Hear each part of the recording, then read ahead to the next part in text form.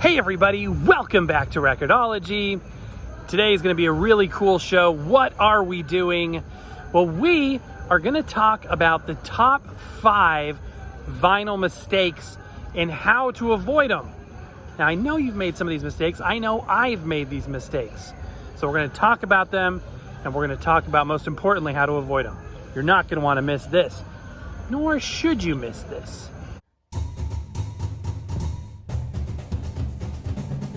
Welcome to Record-ology.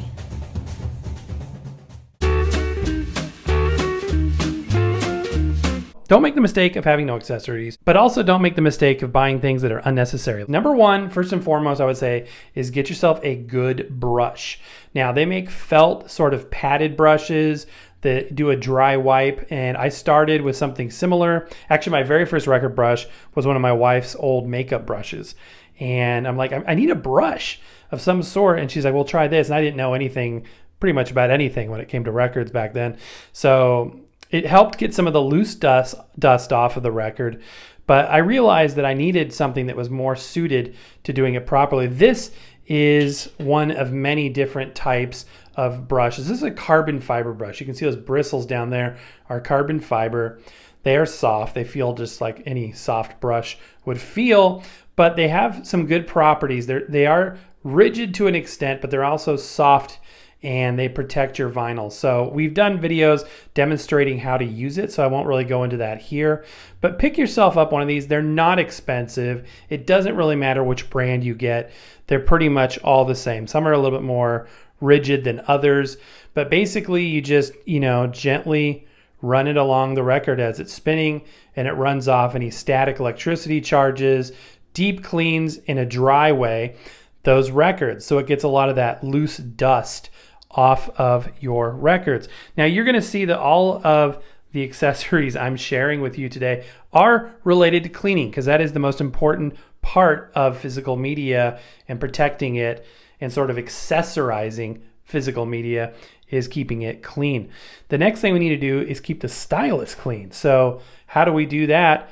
Well, there's a couple different ways. I really recommend this. This is a stylus brush, and it is a tight packed grouping of carbon fiber bristles, and you gently brush underneath the stylus, and this does a great job because as the stylus is playing the record, it scoops up dust, it scoops up junk, it scoops up debris. So after you play every side of a record, just gently wipe it with that, or even better, if you go with a wet stylus cleaner like this literally is like a mascara brush, and you just gently brush underneath, and it's wet, it's got a solution in there. And check this out, look how funky that is. It's like foggy and dirty. That's all from cleaning a stylus after one play and playing records that had been deep cleaned. So as you can see, it's important to keep your stylus clean. Definitely want to do that. Next is cleaning the record itself. We've shown so many different ways to do that, and a lot of people would start with something like this. This is a basic topical spray cleaner and a microfiber brush. This is probably the least effective way to deep clean or wet clean your records, simply because even though microfiber cloth is pretty safe for your records, it's just not going to get down in the groove. It's going to stay up there at the top. It doesn't, unlike a brush, it doesn't have the ability to scrub beneath those three-dimensional grooves.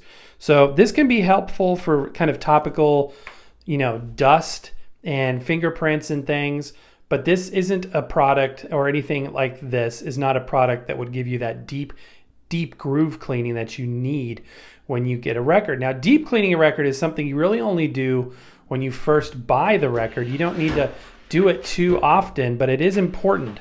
So when you buy a record, some people do it with brand new records. I don't really do it that much with brand new records. They're mostly clean. Sometimes they have a little packaging dust, which you can simply brush off with this. But what I do use wet deep cleaning for is for used records, which are notoriously filthy. And I've done a lot of videos again on this guy right here, and the miracles that it works. But tell you what, doesn't have to be a spin clean. It is a little pricey. It's like, I don't know how much, 150, maybe even $200 for this. You can get, off-brand ones for cheaper that'll do a similar job. It's basically a basin filled with water and cleaning solution, and these pads, which are just like felt, and the records sit on rollers at different positions depending on the size. And you just, roll the record back and forth, and the water when you're done is going to be so foggy and disgusting. There's going to be hairs, there's going to be dust, there's going to be grit and debris, and that old nasty record will come out of here shining like it's brand new. Bar none, the best cleaning solution I have ever used. Now, you may be saying, well, what about ultrasonic cleaners? Those like $4,000 cleaners. Aren't those better? And that's all of this is up for debate. Like, this is all my opinion. But an ultrasonic cleaner is just water that's vibrating, right? So to me, what's going to be better? Vibrating water or scrubbing with a solution? Now, I may be wrong, but this is my opinion that this is the way to go, especially when you consider the cost. Even if this is, depending on what brand you get, anywhere from $50 to $200, that's going to beat the pants off of a thousands and thousands of dollars unit. Whatever you go with, make sure that you use a product that doesn't have alcohol in it, specifically when you are cleaning some of the older records like 78s. And speaking of 78s, I would not put a 78 in here. I've done that before and broken the 78 because it's a pretty tight fit between those brushes. So putting a very thick record like a 78 in there can cause issues. And for me, it really has. If you buy used records, you will often, come home and be faced with this. A bunch of old records in varying conditions of decay. It just depends, right? But oftentimes the sleeves and the cases and the covers and all that stuff are in poor condition. You will often find your records in these paper sleeves, which are still industry standard. Most records still come in paper sleeves.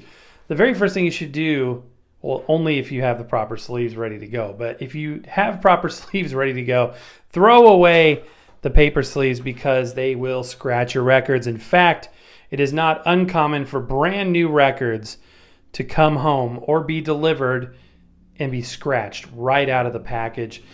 The wood fibers in the paper are obviously the culprit. Keep your records in a good quality sleeve.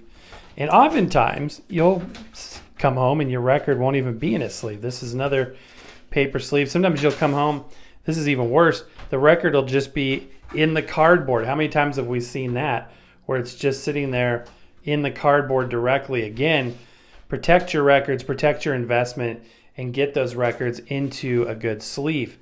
The next thing I want to talk about is don't store them like this. Even though it makes sense, they're flat, keep them flat, lay them flat. Sounds counterintuitive, but you should really store your records vertically, either on a bookshelf or in a crate or even a box. There's a lot of ways to do that. And it's not a bad thing to leave your records like this for, a short period of time, but over time, if you do this, they will have a tendency to warp. And a warped record is not fun. You want to avoid that. So to keep your records in the best condition possible, stack them vertically. They don't need to be sandwiched super tight. You don't want them at like a 45-degree angle. That's probably worse than storing them flat. And they don't have to be, completely perpendicular, but keep them as straight as you can on a bookshelf. That's the best way to store them. And again, this is a mistake because people don't know unless they learn somehow. Back to the sleeves. I recommend an outer sleeve like this that protects the jacket. So the jacket is this paper part, and it can get torn, it can get stained, as you can see here, scuffed up from years and years of sliding in and out between other records and things. But this will really go a long way to protect it. These are cheap, they're very inexpensive. And then the record itself, remember I said get a good inner sleeve? Here's an example of the kind I like to use oftentimes, these Hudson Hi-Fi sleeves. They're basically, and there's different, and this has rice paper, it has, this anti-scratch thing, or some sort of modern anti-scratch, anti-static sleeve will go a long, long way in protecting your vinyl investment. So that is basic protection 101 for your records. And again, it's a mistake that people often make and not realizing how important that is. And the way they find out is they get a record that's brand new, or they haven't had it for that long and they don't properly take care of it, and it gets warped and scratched, and all of a sudden that huge investment that you've made in that record goes out the window.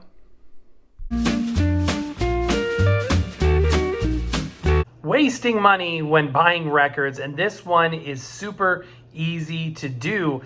You will learn in time that there are multiple ways to buy records. You can buy them new in stores. You can buy them used on eBay. You can buy them new on eBay. You can buy them in antique stores, in thrift stores, in swap meets, and junk stores. And you can buy them at record shows. You can buy them from friends. I don't know if I've ever bought a record from a friend before, but you could do it. But the trick is, don't spend too much. Records have values, and you don't need to become a record value expert, but you need to get a sense for what you should pay for a record. So how do you do that? Where do you begin? I would just say look everywhere for the same record. Like if you're interested in, let's say, the Beatles' Red album, which I am, trying to find that, and the Blue album, now that I know about that. Thanks for the tip, by the way, guys. I know that buying it new for $48 from Barnes & Noble, while tempting, is probably not the best value. I've looked on eBay and I see it ranging anywhere from, $20 to $40 in various conditions. If I were to go into an antique store, I've often seen this where antique store booth owners, if it's like an antique mall, think their records are worth way more than they really are, and you would see it with a ridiculous price tag of like $60. Now I know there's a lot more to this. There's whatever version, printing, iteration, and condition plays a big part of it as well. So I'm talking in general terms here. I know, generally speaking, that if I go to an antique store, I'm probably going to pay too much for that record. I know that if I go to eBay, I may find a good deal, but it's harder to assess the condition, and then you take into account the risk of shipping, and then that's something to deal with as well. So you may be saying to yourself, well, what about thrift stores? You love thrift stores, and I do, but it's so random. Unless you're looking for, Don Ho and Jim Neighbors and the Barbra Streisand collection, you can't really guarantee you're going to find anything at a thrift store. So I would never go to a thrift store looking for a particular record. You would go to a thrift store or charity shop in the UK looking for anything that strikes your fancy, but not with a specific one in mind. Now, that being said, the condition is often very rough, but you can get good deals. And indeed, we have found some treasures doing that. It's very fun hunting that way. So where else can you look? I've bought records on Mercari before. I know Discogs is huge. I personally have never bought a record on Discogs, but the point is, and this sort of transcends wherever you find it, just do your homework. Find out what the record should cost so that when you find it, you're not spending way too much. You can find fantastic deals at record shows as well. Do your homework, do the research. Make sure that you're not just biting at the first thing you see so that you don't waste money when buying your records. So let's say you have a turntable like this. An easy analog to this would be something like the LP120. There's various versions of basically the same turntable, the Technics 1200s, etc., etc. There's certain settings that you want to make sure that you understand. First and foremost is speed. These turntables often feature a strobe, which is basically these dots here and this light that shines on them. And when in motion, you will see they form a strobe pattern so that when you change between the different speeds, you can set the speed appropriately with the pitch slider, which is essentially a speed control on that motor. That's important because if the speed is off, then the pitch can be off. And if the pitch is off, the record's not going to sound right. That music isn't going to sound right. So we've gone the hi-fi route here. We want to make sure that we're getting accurate speed. When you listen to streaming or a CD or something, you're never worried about speed. The speed is always perfect. But when we go into the world of physical media, specifically older physical media, we're sort of deconstructing all of the primal aspects to listening to music. And speed is one of those major considerations. Not all turntables have that capability. That's why I prefer the ones that do. Another one is making sure that the cartridge is aligned properly. These types of turntables often have removable head shells where you can go in here like this and usually I don't do this with one hand, but easily remove the head shell. And the head shell has screws where you can adjust the alignment of the cartridge itself. And that's a consideration that you would want to make, because if the cartridge isn't aligned properly, that can also very negatively impact the sound quality. Now, we have talked about accessories, and accessories are huge, and you'll notice I didn't put on there anything about an alignment protractor or anything like that. That's because you can go online and print those out. You can also go online and print out a strobe mat if yours doesn't have one as well, and you want to know how accurate that is. So you can print out a strobe mat, you can print out a protractor, which is basically a little graph that helps you line up those screws straight in the cartridge so that you get the best sound. It's very important that that stylus, that needle, is tracking through the groove in a proper way. Also, there's a setting back here called an anti-skate. It's important to make sure you understand that and have it set properly.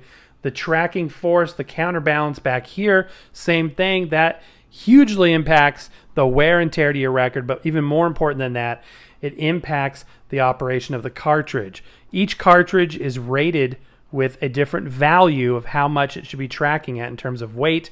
And once you know what that is, you can set it back there. And again, we've done videos on how to do all of these things.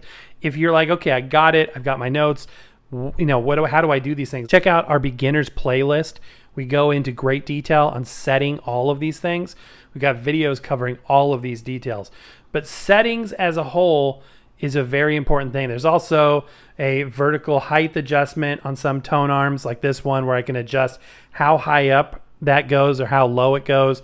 So understanding what those settings are, why they're important and how they can negatively impact your sound is very, very important. And a lot of people, they just screw the weight on until it is on and don't understand even how to set that very basic setting.